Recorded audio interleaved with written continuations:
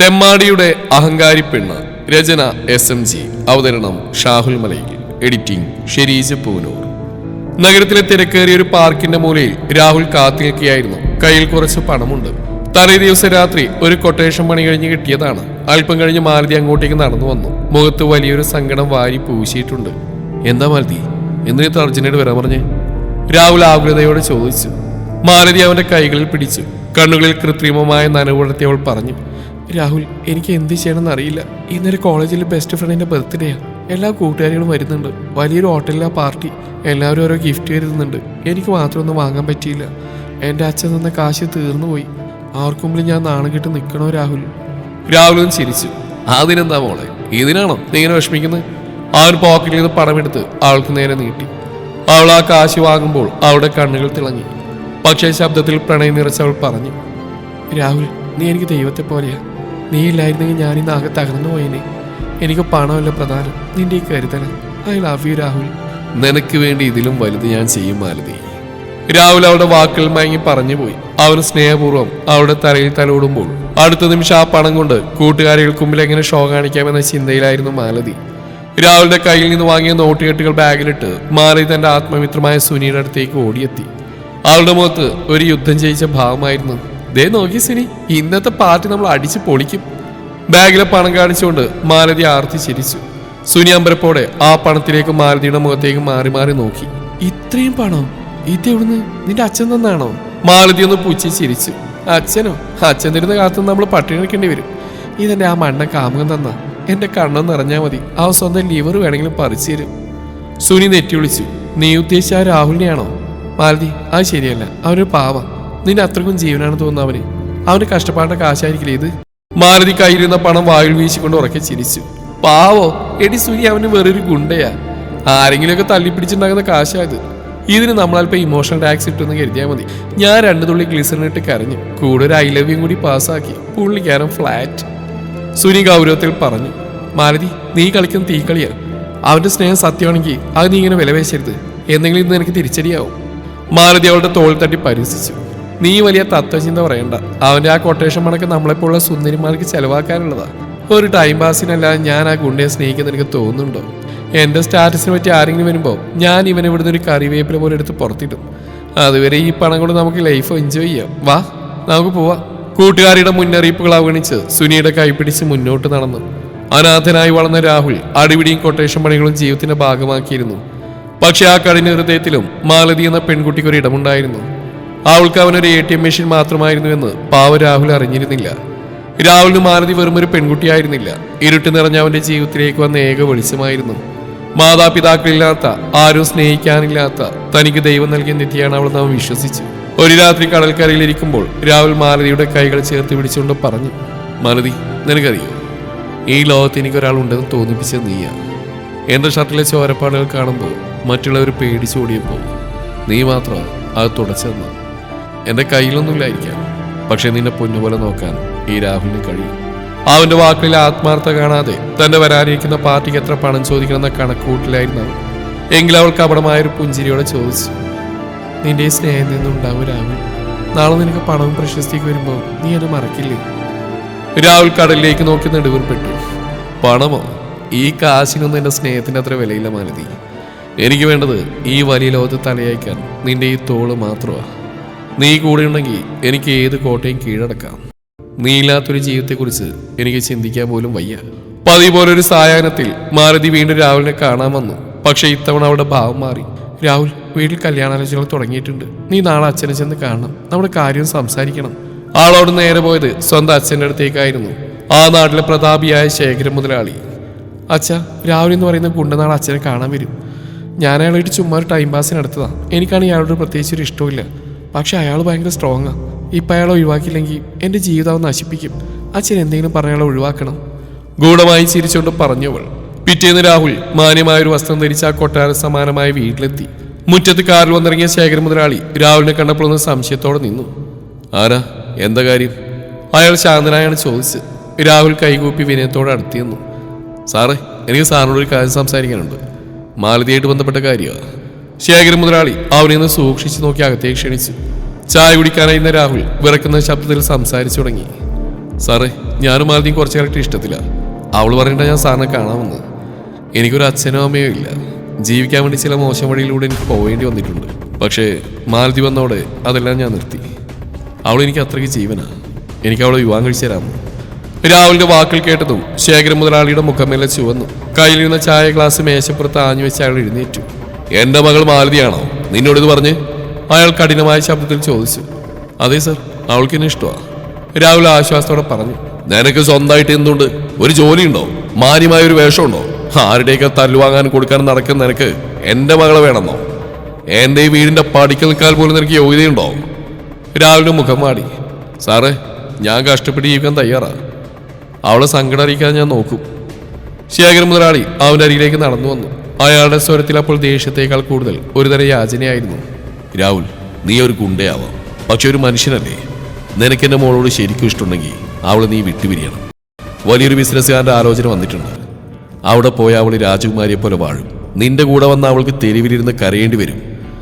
എൻ്റെ മോളെ എന്നെ നീ വെറുതെ വിടണം. ഇതൊരു യാചനയാ. നീ ഇനി ഇങ്ങോട്ട് വരരുത്. അവളെ സമാധാനമായിട്ട് ജീവിക്കാൻ വിടരുത്. ആ വാക്കുകൾ രാഹുലിന്റെ നെഞ്ചിൽ കഠാരയേറ്റതുപോലെയായിരുന്നു. അവരൊന്നും മിണ്ടാ പുറത്തേക്ക് നടന്നു. വൈകുന്നേരം കവലിൽ വെച്ച് രാഹുൽ മാലതിയെ കണ്ടു. അവൾ അവനെ കണ്ടത് സങ്കടമഭിനയിച്ച് കരയാൻ തുടങ്ങി. രാഹുൽ, അച്ഛൻ വീട്ടിൽ വലിയ ബഹളമായിരുന്നു. ഞാൻ ഒരുപാട് പറഞ്ഞു നോക്കി.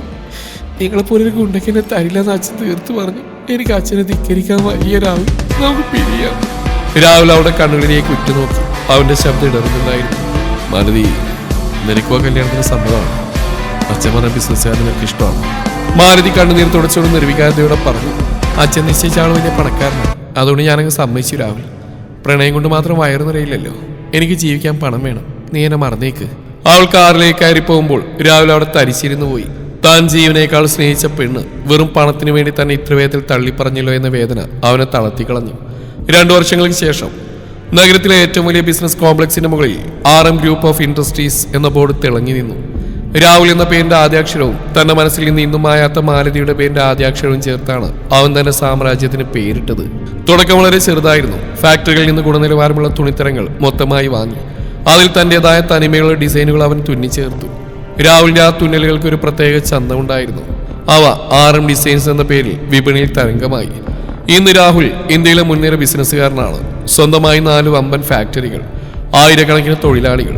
വലിയ ബിസിനസ് മീറ്റിങ്ങുകൾക്കിടയിൽ രാഹുലിന് ഇപ്പോൾ ശ്വാസം വിടാൻ പോലും സമയമില്ല. എങ്കിലും ഓരോ കരാറിൽ ഒപ്പിടുമ്പോഴും അവന്റെ കണ്ണുകൾ RM എന്ന ലോഗോയിൽ തങ്ങി നിൽക്കും. അവന്റെ വിശ്വസനായ PA ചോദിച്ചു, സർ, എന്തിനാ സാർ ഈ കമ്പനിക്ക് ഈ പേര് നൽകിയത്?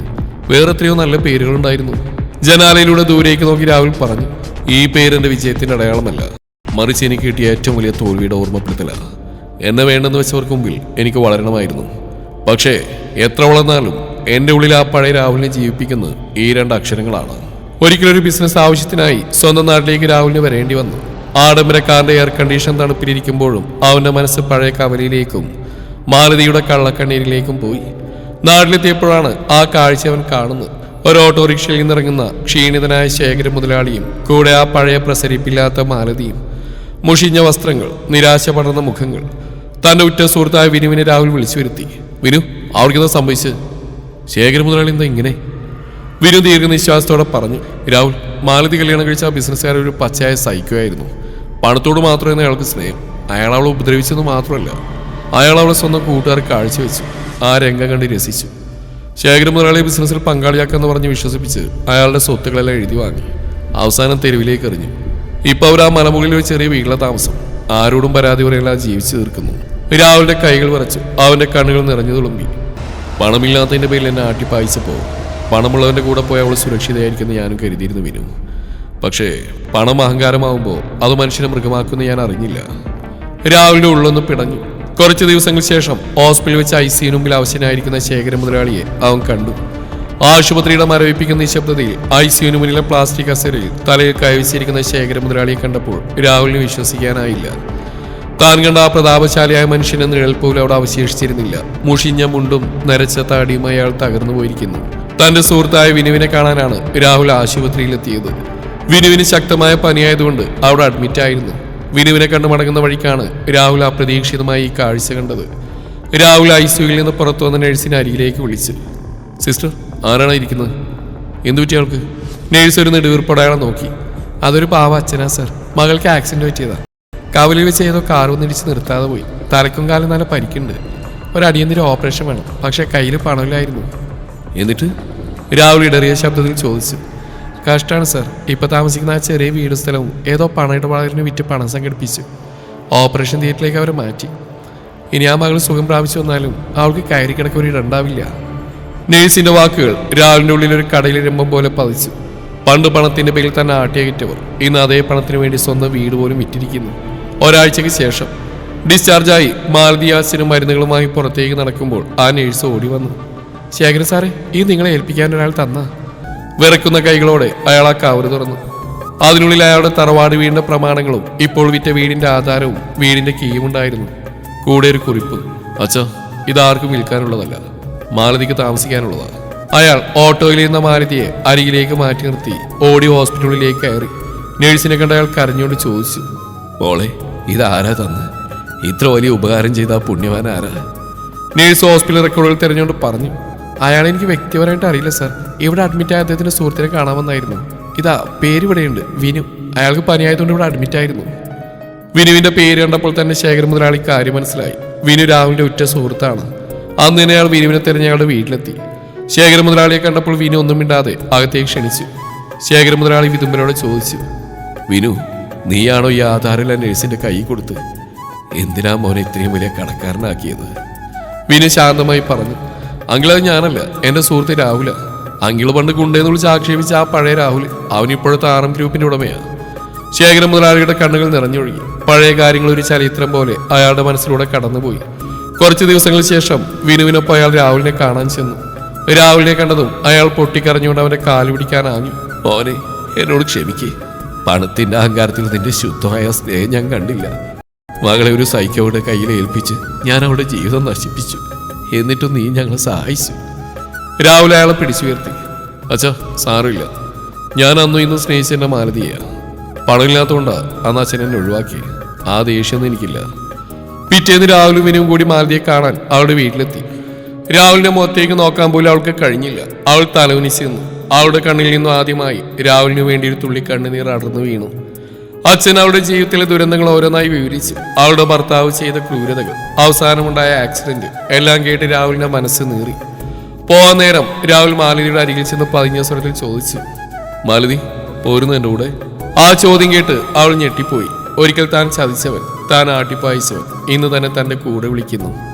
ആഗ്രഹമുണ്ടെങ്കിലും അവൾക്ക് കുറ്റബോധം കൊണ്ട് ശബ്ദം പുറത്തു വന്നില്ല. വേണ്ട രാഹുൽ, അത് ശരിയാവില്ല. ഞാൻ നിനക്ക് ചേർന്നവളല്ല, നിന്നെ ചതിച്ചവളാ ഞാൻ.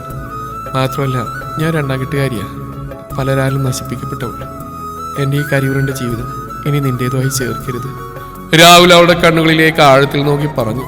മാലതി, ഞാൻ അന്നും ഇന്നും ആത്മാർത്ഥമായിട്ട് പ്രണയിച്ചത് നിന്നെ മാത്രമാണ്. നിന്റെ ഭൂതകാലമല്ല എനിക്ക് വേണ്ടത്, നിന്നെയാ. ഞാൻ സ്നേഹിച്ച മാലതി ഇന്നും എൻ്റെ ഉള്ളിൽ സുരക്ഷിതയാ. ബാക്കിയെല്ലാം നമുക്ക് മറക്കാം. നീ വരുന്നുണ്ടോ? അവൾ വിതുമ്പലോടെ അവന്റെ കൈകളിൽ പിടിച്ച് പണത്തിന്റെ അഹങ്കാരത്തിൽ തട്ടിത്തെറിപ്പിച്ച ജീവിതം സ്നേഹമായി തിരികെ വന്നപ്പോൾ ആ മുറ്റത്ത് വിരിഞ്ഞത് ഒരു പുതിയ പ്രഭാതമായിരുന്നു. പിറ്റേ ദിവസം രാവിലെ ഉമ്മറത്ത് പത്രം വായിച്ചുകൊണ്ടിരുന്ന ശേഖരൻ മുതലാളിയുടെ കണ്ണുകൾ വിടർന്നു. പത്രത്തിന്റെ 1-ാം പേജിൽ വലിയ അക്ഷരങ്ങളിൽ ആ വാർത്ത അച്ചടിച്ചു വന്നിരുന്നു. VS എന്റർപ്രൈസ് ഉടമ വിക്രം വർമ്മയ്ക്ക് നേരെ ആക്രമണം, കോടികളുടെ ക്രമക്കേടുകൾ പുറത്ത്, കമ്പനി തകർച്ചയിലേക്ക്. വാർത്തയിൽ ഇങ്ങനെ തുടരുന്നു. നഗരത്തിലെ പ്രമുഖ ബിസിനസ്സുകാരനായ വിക്രം വർമ്മയെ സ്വന്തം വില്ലയിൽ വെച്ച് അജ്ഞാതൻ ക്രൂരമായി മർദ്ദിച്ചു. വിക്രമിന്റെ ഇരുകാലുകളും തകർന്നു. സംഭവത്തിന് പിന്നാലെ വിക്രം മുമ്പ് തട്ടിയെടുത്ത സ്വത്തുക്കളുടെ രേഖകളും ബിസിനസ് തട്ടിപ്പുകളും പുറത്തായി. ഇതോടെ VS എന്റർപ്രൈസസിന്റെ ഓഹരികൾ കൂപ്പുകുത്തി. മാലതി ആ വാർത്ത ശകലം വായിച്ചു. അവളുടെ ഉള്ളിൽ ഒരു മിന്നൽ പിണർ പാഞ്ഞു. അവൾ രാഹുലിനെ നോക്കി. രാഹുൽ ശാന്തനായി ജനാലയിലൂടെ പുറത്തേക്ക് ആകാശം നോക്കി നിൽക്കുകയായിരുന്നു. രാഹുൽ, മാലതി വിറക്കുന്ന ശബ്ദത്തിൽ വിളിച്ചു. ഇത് നിങ്ങൾ ചെയ്താണോ? ഇന്നലെ നിങ്ങൾ എന്തിനാ വിക്രമിനെ കാണാൻ പോയത്? രാഹുൽ പതിയെ തിരിഞ്ഞു നോക്കി. അവന്റെ മുഖത്ത് ആ പഴയ ഗൗരവമില്ലായിരുന്നു, പകരം ഒരു തെളിമയുണ്ടായിരുന്നു. അവൻ മാലതിയുടെ കണ്ണുകളിലേക്ക് ഉറ്റുനോക്കിയപ്പോൾ ഇന്നലെ രാത്രി നടന്ന ആ ഭീകരമായ നിമിഷങ്ങൾ അവന്റെ ഓർമ്മകളിലേക്ക് തിരതല്ലി വന്നു. വിക്രം തന്റെ ആഡംബര വില്ലയിൽ മദ്യപിച്ച് സുഹൃത്തുക്കളുമായി മാലതിയെ പീഡിപ്പിക്കുന്നതിനെ കുറിച്ച് പരിഹസിച്ചിരിക്കുമ്പോഴാണ് ആ സംഭവം. പെട്ടെന്ന് വില്ലയുടെ പ്രധാന ഗേറ്റ് ഒരു സ്ഫോടന ശബ്ദത്തോടെ തകർന്നു വീണു. കറുത്ത സെഡാൻ കാറിൽ നിന്ന് വെളുത്ത ഷർട്ടിന്റെ കൈമടക്കി വെച്ച് രാഹുൽ ഇറങ്ങി. വില്ലയിലെ സെക്യൂരിറ്റിക്കാർ തടയാൻ വന്നപ്പോഴേക്കും രാഹുലിന്റെ ഓരോ പ്രഹരത്തിലും അവർ തെറിച്ചു വീണു. ഹാളിലേക്ക് കയറി വന്ന രാഹുലിനെ കണ്ട വിക്രം പുച്ഛത്തോടെ എഴുന്നേറ്റു. ആരാടാ നീ? പണമില്ലാത്തവന്റെ പെണ്ണിനെ ഞാൻ എടുത്തപ്പോ നിനക്ക് വിഷമായോടാ? രാഹുൽ വിക്രമിന്റെ കോറിൽ കുത്തിപ്പിടിച്ച് ഭിത്തിയോട് ചേർത്തു. അവന്റെ കണ്ണുകളിൽ അഗ്നി തിളങ്ങുന്നുണ്ടായിരുന്നു. ഡാ, പഴയ രാഹുലിനെ ഞാൻ ഈ കോട്ടും സൂട്ടിട്ട് കുഴിച്ചു മൂടിയതാ. പക്ഷേ നീ അത് മാന്തി പുറത്തെടുപ്പിച്ചു. മാലതിയെ നീ പീഡിപ്പിച്ച ഓരോ നിമിഷത്തിനും, അവളെ കാറിടിച്ചു വീഴ്ത്തിയ ഓരോ സെക്കൻഡിനും നീ അനുഭവിക്കാൻ പോകുന്ന നരകയാതനയായിരിക്കും. വിക്രം ചിരിക്കാൻ ശ്രമിച്ചു. എന്തു ചെയ്യും നീ? നിന്റെ കയ്യിൽ ഇപ്പോൾ പണമുണ്ട്, അതുകൊണ്ട് പോലീസിനെ വിളിക്കുമോ? രാഹുൽ ഒരു പരിഹാസിച്ചിരി ചിരിച്ചു. എന്നിട്ട് വിക്രമിന്റെ കൈത്തണ്ട കാഞ്ഞ് ചവിട്ടി. പണം കൊണ്ട് രാഹുൽ ബിസിനസ്സുകാരനായിരിക്കും, പക്ഷേ എന്റെ പെണ്ണിന്റെ കണ്ണിൽ നിന്ന് വീണ തുള്ളി കണ്ണീരിന് പോലീസിനെ വിളിക്കാനല്ല, നിന്റെ ഈ അഹങ്കാരം തല്ലിയൊടിക്കാനാണ് ഞാൻ പഠിച്ചിട്ടുള്ളത്. പണം നിനക്ക് പവറായിരിക്കാം, പക്ഷേ പവർ എന്റെ ചങ്കൂറ്റവാ. രാഹുലിന്റെ ഓരോ പ്രയോഗത്തിലും വിക്രം രക്തം ഛർദ്ദിച്ച് വീണു. വിക്രമിന്റെ സുഹൃത്തുക്കൾ തടയാൻ വന്നപ്പോൾ രാഹുൽ അവരെ നോക്കി അലറി. ഇടപെടരുതോ, ഇവൻ എന്റെ മാലതി എറിഞ്ഞു കൊടുത്ത് നിങ്ങൾക്കാണെന്ന് എനിക്കറിയാം. ജീവനോടെ ബാക്കിയുണ്ടാവണമെന്നുണ്ടെങ്കിൽ അടുത്തു പോരുത്. വിക്രമിനെ വലിച്ചഴിച്ച് മുറ്റത്തേക്ക് കൊണ്ടുവന്നു. രാഹുൽ അവന്റെ കാൽമുട്ടിൽ ആഞ്ഞി ചവിട്ടി. ഈ കാലുകൊണ്ടാ നീ അവളെ കാറിടിച്ച് വീഴ്ത്തിയേ. ഇനി ഒരു പെണ്ണിന് നേരെ നിന്റെ ഈ കയ്യോ കാലോ പൊങ്ങരുത്. നീ എടുത്ത സ്വത്തുക്കളെല്ലാം നാളെ രാവിലെ ആ പഴയ വീട്ടിലേക്ക് തിരിച്ചു വരും. അല്ലെങ്കിൽ നിന്റെ ഈ പ്രതാപം നിന്റെ ശവപ്പെട്ടിയാവും. രക്തത്തിൽ കുളിച്ചിടക്കുന്ന വിക്രമിനെ നോക്കി രാഹുൽ അവസാനമായി പറഞ്ഞു. പണം കൊണ്ട് നിനക്ക് ശരീരം വാങ്ങാൻ വിക്രമാ, പക്ഷേ സ്നേഹം വാങ്ങിക്കാൻ പറ്റില്ല. അത് നിനക്കില്ലാത്തതുകൊണ്ട് നീ ഒരു തോൽവിയാ, ഭൂലോക തോൽവി. രാഹുൽ, മാലതി വീണ്ടും വിളിച്ചു. രാഹുൽ അവിടെ അരികിലേക്ക് നടന്നു വന്നു. അതൊന്നും നീ ഓർക്കണം മാലതി. നിന്റെ ഭൂതകാലത്തെ ഞാൻ ഇല്ലാതാക്കി കഴിഞ്ഞു. അതൊരു ദുസ്വപ്നമായി നീ മറന്നേക്ക്. ഇനി നിനക്ക് എൻ്റെ കൂടെ സമാധാനമായിട്ട് ജീവിക്കാം. നീ വരുന്നില്ലേ? മാലതി ആ കണ്ണുകളിലെ സുരക്ഷ തിരിച്ചറിഞ്ഞു. വർഷങ്ങൾക്ക് മുമ്പ് പണത്തിനു വേണ്ടി താൻ ഉപേക്ഷിച്ച ആ സ്നേഹം ഇന്ന് പണത്തേക്കാൾ വലിയൊരു കരുത്തായി തന്റെ മുന്നിൽ നിൽക്കുന്നു. അവൾ വിതുമ്പലോടെ അവന് നെഞ്ചിലേക്ക് ചായുമ്പോൾ രാഹുലിന്റെ മുഖത്തൊരു വിജയിയുടെ ഭാവമായിരുന്നു.